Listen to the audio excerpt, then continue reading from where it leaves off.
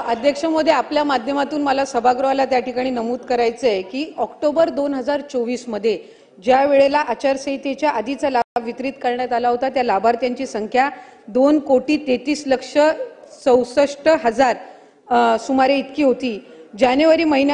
February महिन्यामध्ये जो आता आपण लाभ वितरित केला त्याची संख्या ही साधारणपणे 2,47,00,000 पेक्षा आहे। याचा अर्थ असा की आचारसंहितेच्या आधी 2,33,00,000 होती आणि आता 2,47,00,000 आपण महिलांना लाभ हा त्यांच्या खात्यामध्ये जमा केलेला आहे। आणि 2100च्या संदर्भातला जो निर्णय आहे, महायुतीच्या सरकारने ही महत्त्वाकांक्षी योजना आणलेली आहे आणि महिलांना 1500चा लाभ वितरित करणारे महायुतीचं सरकार हे एकमेव सरकार आहे। त्याच्यामुळे त्यांच्या आयुष्यामध्ये हा जो आनंद आहे हा अशाच पद्धतीने ही योजना राहणार आहे आणि 2100च्या संदर्भातला योग्य तो निर्णय आमचे मुख्यमंत्री देवेंद्र फडणवीस साहेब आणि दोन्ही उपमुख्यमंत्री योग्य वेळी घेतील। लाडक्या बहिणींची फसवणूक होणार नाही ही दक्षता निश्चितपणाने